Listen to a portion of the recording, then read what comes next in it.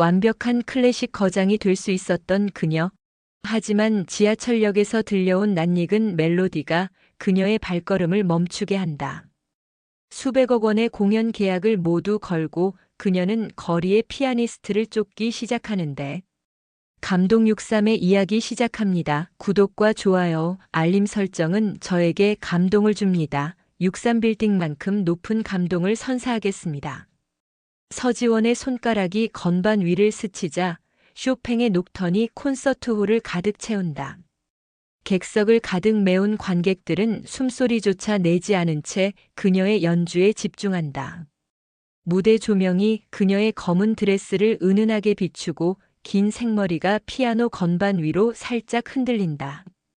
완벽한 테크닉과 세련된 해석으로 유럽 클래식계를 사로잡은 서지원이지만 그녀의 연주에는 늘 설명할 수 없는 공허함이 존재한다.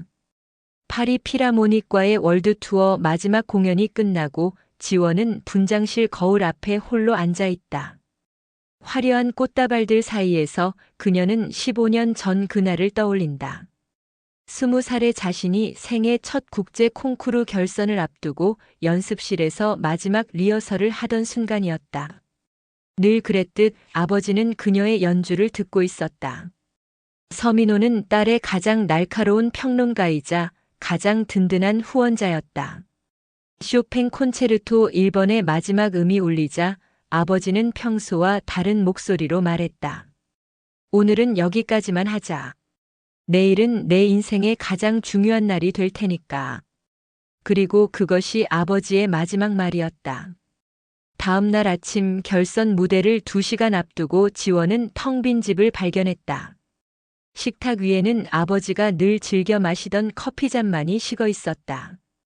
당황한 지원은 아버지의 휴대폰으로 전화를 걸었지만 전원이 꺼져 있었다.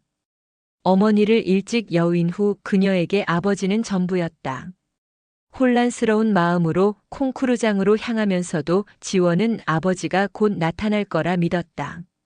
하지만 그는 끝내 나타나지 않았다. 충격과 불안 속에서도 지원은 무대에 올랐다. 객석에서 아버지를 찾는 눈길로 가득했지만 그녀의 손가락은 기계처럼 정확하게 움직였다. 그날 지원은 우승을 차지했다. 하지만 그 순간부터 그녀는 더 이상 아버지가 작곡해준 별들의 왈츠를 칠 수 없게 되었다. 그들만의 특별한 곡이었던 그 멜로디는 가슴속 깊이 묻어두었다. 세월이 흘러 지원은 세계적인 피아니스트가 되었다. 뉴욕, 베를린, 파리를 오가며 수많은 명성과 부를 얻었지만 그녀의 연주는 점점 더 공허해져 갔다. 평론가들은 그녀의 연주를 완벽하지만 영혼이 없는이라고 평했다. 지원도 그것을 알고 있었다. 자신의 연주에서 무언가가 빠져 있다는 것을. 하지만 그게 무엇인지 알 수 없었다. 15년 만에 처음으로 서울에서 리사이트를 마친 후 지원은 한밤중에 예술의 전당을 빠져나온다. 택시를 잡을 생각도 않고 그녀는 걷기 시작한다. 발걸음은 자연스럽게 과거로 향한다. 아버지와 함께 살던 연희동의 옛집으로, 처음 피아노를 배우던 음악학원으로, 주말마다 찾던 음악다방으로. 도시는 변했지만 기억은 선명하다. 그러다 지하철역으로 향하는 계단을 발견한다. 늦은 시각임에도 지하철역에서 희미하게 피아노 소리가 들려온다. 평소라면 그냥 지나쳤을 거리의 소음이었다. 하지만 그날따라 지원의 발걸음은 그 소리를 향해 움직인다. 지하철 역사 한켠에 낡은 전자피아노가 놓여 있다. 턱수염이 덥수룩한 노숙자가 그 앞에 앉아 연주를 하고 있다. 처음에는 그저 심심풀이로 치는 즉흥 연주라고 생각했다. 하지만 곧 지원의 눈이 커진다. 그가 연주하는 곡은 다름 아닌 별들의 왈츠였다. 15년간 잊고 있던 멜로디가 지하철 역사에 울려 퍼진다. 더구나 그것은 단순한 모방이 아니었다.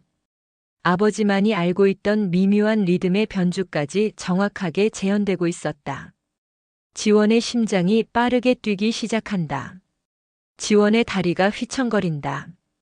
지하철 역사의 차가운 공기가 온몸을 감싸고 형광등 불빛이 어지럽게 흔들린다. 노숙자의 모습은 희미한 환영처럼 보인다. 하지만 별들의 왈츠는 선명하게 울려 퍼진다. 그의 손가락은 마치 전문 피아니스트처럼 우아하게 움직인다. 특히 왼손의 부드러운 터치는 수년간의 훈련 없이는 불가능한 것이었다. 지원은 그에게 다가가려다 멈춘다. 노숙자의 옆모습이 아버지와 닮아 있다는 생각이 스친다. 하지만 이내 고개를 젓는다. 아버지라면 이렇게 남루한 모습으로 있을 리 없다. 서민호는 항상 깔끔한 정장 차림이었고 매일 아침 면도를 하는 것을 잊지 않았다. 강박적일 정도로 청결했던 사람이다. 그러나 별들의 왈츠는 거짓말을 하지 않는다. 그 곡은 출판된 적도 음반으로 나온 적도 없다. 아버지가 16살의 지원을 위해 작곡한 생일 선물이었다. 악보도 단 한 부만 존재했는데 그마저도 지원의 방에 고이 접어 넣어둔 채 15년째 꺼내보지 않았다. 지원은 가방에서 휴대폰을 꺼내 연주를 녹화하기 시작한다. 손이 떨려 화면이 흔들린다. 노숙자는 그런 지원을 의식하지 못한 듯 연주를 이어간다. 3분여의 짧은 곡이 끝나갈 무렵 그는 원곡에 없던 즉흥 변주를 덧붙인다. 마치 오랜 시간 동안 이 곡을 발전시켜온 것처럼 자연스러운 전개다. 지원의 눈시울이 붉어진다. 그것은 분명 아버지의 작곡 스타일이었다. 마지막 음이 잦아들자 노숙자는 천천히 일어난다. 지원이 말을 걸기도 전에 그는 전자피아노 옆에 놓인 낡은 가방을 집어들고 계단을 오르기 시작한다. 지원은 그를 쫓아가려 하지만 갑자기 들려오는 지하철의 굉음에 한순간 시야를 빼앗긴다. 다음 순간 노숙자의 모습은 보이지 않는다. 그날 밤 지원은 잠들지 못한다. 호텔 창밖으로 서울의 야경이 반짝이지만 그녀의 머릿속은 지하철 역사의 장면으로 가득하다. 휴대폰으로 찍은 영상을 수없이 돌려본다. 흔들리는 화면 속에서 노숙자의 모습은 더욱 비현실적으로 보인다. 하지만 그의 연주는 분명 실제했다. 다음 날 아침 일찍 지원은 매니저에게 전화를 건다. 다음 주로 예정된 베를린 필하모닉과의 협연을 취소하라고 한다. 매니저는 항의하지만 지원의 목소리는 단호하다. 이어서 런던, 빈 모스크바의 공연 일정도 모두 취소한다. 15년간 한 번도 거르지 않았던 공연을, 그것도 최고의 오케스트라들과의 협연을 한꺼번에 취소하는 것이다. 소속사는 발칵 뒤집힌다. 연주자의 갑작스러운 공연 취소는 그 자체로 큰 스캔들이다. 특히 지원처럼 최정 상급 연주자의 경우 그 파장은 더욱 크다. 공연장과 오케스트라에 대한 막대한 위약금은 물론 평생 쌓아온 신뢰도가 한순간에 무너질 수 있다. 하지만 지원의 마음은 이미 정해졌다. 서울의 지하철역을 하나하나 찾아다니기 시작한다. 매일 밤 다른 역에서 밤을 새운다. 노숙자들과 대화를 나누고 거리 연주자들의 공연을 듣는다. 우연인지 필연인지 별들의 왈츠는 다시 들리지 않는다. 하지만 지원은 포기하지 않는다. 15년 전 아버지를 찾지 못했던 것이 그녀의 가장 큰 후회였다. 이번에는 달랐다. 끝까지 찾아내고야 말 것이다. 한 달이 지난다.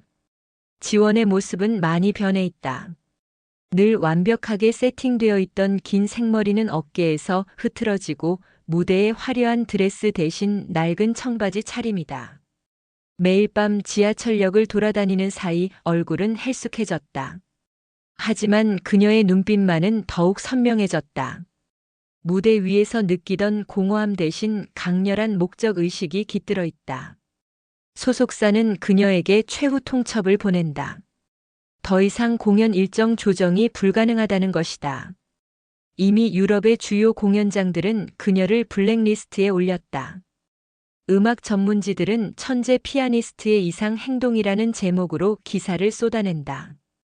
일부에서는 마약이나 정신질환을 의심하는 추측성 보도까지 나온다. 그러던 어느 날 홍대 입구역 근처의 작은 카페 주인이 중요한 이야기를 전한다. 매일 아침 이곳에서 커피를 마시며 악보를 그리던 노숙자가 있었다는 것이다. 주인의 기억으로는 그가 처음 카페에 나타난 것이 약 5년 전이었다. 당시에는 그래도 옷차림이 깔끔했고 말씨도 어눌하지 않았다고 한다. 특이한 점은 매일같이 내 딸이 연주할 거야라고 중얼거렸다는 것이다. 지원은 카페 주인에게 노숙자의 악보를 본 적이 있는지 묻는다. 주인은 고개를 끄덕이며 창고를 뒤지기 시작한다. 5분 후 묵은 먼지를 뒤집어 쓴 채 그가 돌아온다. 손에는 낡은 수첩 한 권이 들려있다. 노숙자가 실수로 놓고 간 것이라고 한다. 지원은 떨리는 손으로 수첩을 펼친다. 곧바로 숨이 막힌다. 그것은 분명 아버지의 필체였다. 수첩에는 별들의 왈츠의 변주곡들이 가득했다. 원곡의 멜로디를 다양한 방식으로 발전시킨 흔적이 역력하다. 특히 마지막 페이지에는 지원아, 미안하다라는 문장이 희미하게 적혀 있다. 지원은 그 자리에 주저앉고 만다. 15년간 가슴속에 담아두었던 감정이 한꺼번에 솟구친다. 카페 주인의 말에 따르면 노숙자는 주로 홍대 인근의 지하철역을 떠돌았다고 한다. 특히 비가 오는 날이면 어김없이 역사 안에서 피아노를 쳤다. 지원은 무작정 홍대 입구역으로 향한다. 늦은 밤 한산한 역사 안에는 평소처럼 전자피아노가 놓여 있다. 하지만 그 앞은 비어 있다. 지원은 피아노 앞에 앉는다. 15년 만에 처음으로 별들의 왈츠를 연주하기 시작한다. 처음에는 어색하게 움직이던 손가락이 점차 자연스러워진다. 수첩에 적힌 변주들을 하나씩 더해가며 연주한다. 깊어가는 밤 지하철역에 울려 퍼지는 피아노 소리가 마치 누군가를 부르는 것 같다. 그때 지원의 등 뒤로 발자국 소리가 들린다. 누군가가 다가오고 있다. 지원은 연주를 멈추지 않는다. 발자국 소리가 점점 가까워진다. 마침내 그림자가 피아노 위로 들이운다. 지원은 천천히 고개를 돌린다. 그리고 마주한 것은 15년 전 그날의 기억 속 아버지의 모습이다.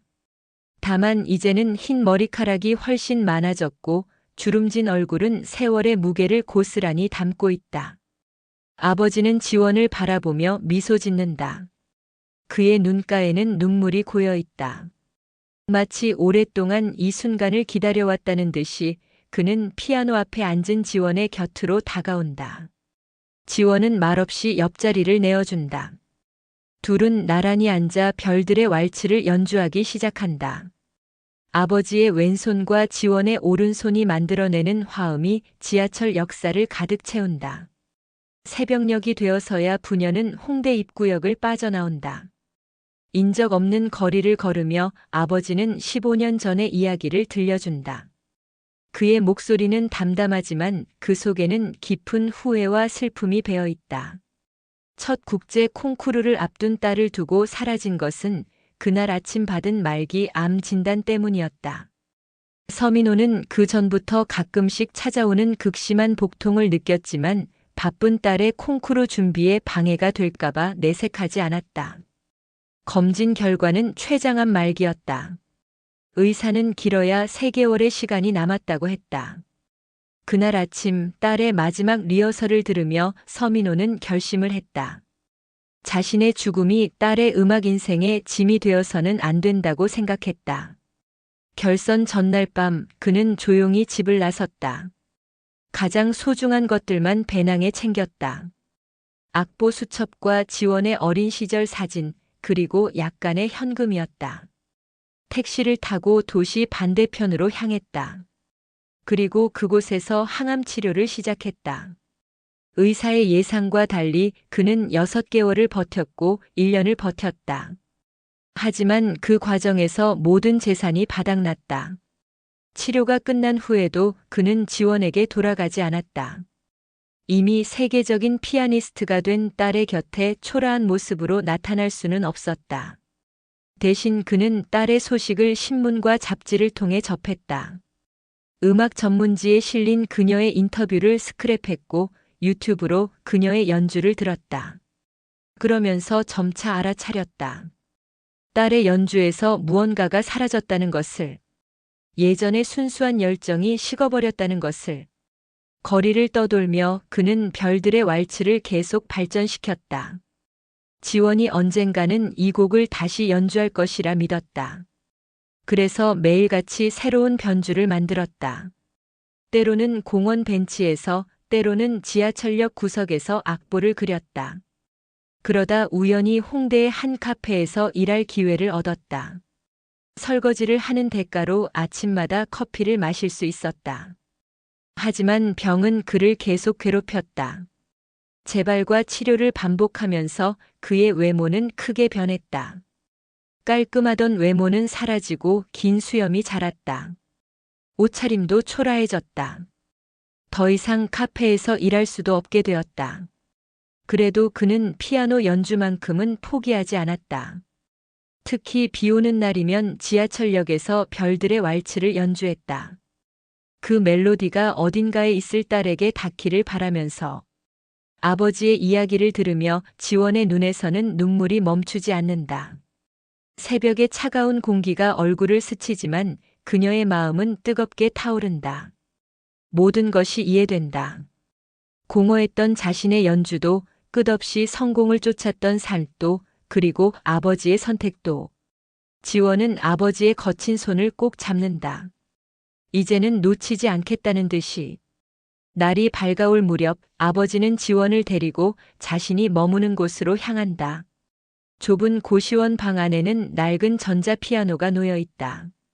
벽에는 지원의 연주의 포스터들이 가득 붙어 있다. 책상 위에는 몇 권의 악보 수첩이 쌓여 있다. 모두 별들의 왈츠 변주곡들이다.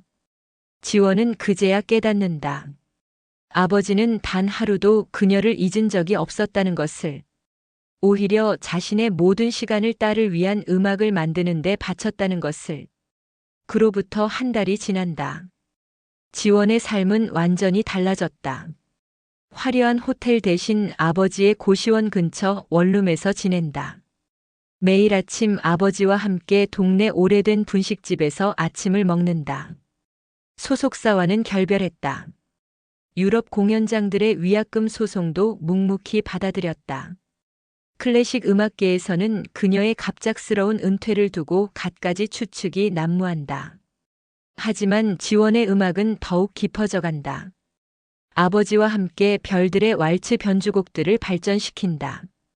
서로의 아이디어를 나누고 새로운 화음을 만들어낸다. 아버지가 15년간 써온 변주곡들은 그의 인생을 고스란히 담고 있다. 병마와 싸우던 시절의 곡은 어둡고 무겁다. 딸의 성공 소식을 들을 때마다 쓴 곡은 기쁨과 자부심으로 가득하다. 지원은 그 곡들을 연주하며 아버지의 삶을 이해해간다. 어느 날 아침 아버지가 갑자기 쓰러진다. 암이 재발한 것이다. 의사는 이번에는 치료가 더욱 어려울 것이라고 말한다. 지원은 아버지의 병실에서 작은 전자피아노로 연주를 한다. 항암 치료로 지친 아버지는 그 연주를 들으며 잠이 든다. 병실을 찾는 의사와 간호사들도 그녀의 연주에 귀를 기울인다. 그들은 이제 지원을 세계적인 피아니스트가 아닌 아픈 아버지를 위로하는 딸로 바라본다. 병원 로비에도 피아노가 있다. 지원은 틈틈이 그곳에서 연주를 한다. 처음에는 환자 몇 명이 듣다 가는 정도였다. 하지만 점차 그녀의 연주를 기다리는 사람들이 늘어난다. 항암 치료를 받는 환자들, 불안한 마음으로 수술실 앞을 지키는 보호자들, 야간 근무를 마친 의료진들이 그녀의 청중이 된다. 지원은 그들에게 별들의 왈츠를 들려준다. 아버지의 투병 생활을 담은 변주곡들이 이제는 다른 환자들에게 위로가 된다. 어느 날 한 소녀가 지원에게 다가온다. 소아암 병동의 환자다. 소녀는 피아노를 배우고 싶다고 말한다. 지원은 흔쾌히 그녀의 스승이 되어준다. 이어서 병원의 다른 환자들도 레슨을 요청한다. 병원 측은 지원에게 음악치료 프로그램을 제안한다. 그녀는 처음으로 무대가 아닌 곳에서 자신의 음악이 가진 가치를 발견한다. 환자들과 함께하는 시간이 늘어날수록 지원의 연주는 변화한다. 완벽한 테크닉을 뽐내는 대신 청중의 마음을 어루만지는 데 집중한다. 때로는 실수를 하기도 한다. 하지만 더 이상 그것을 두려워하지 않는다. 오히려 그런 불완전함이 연주의 진정성을 더한다는 것을 깨닫는다.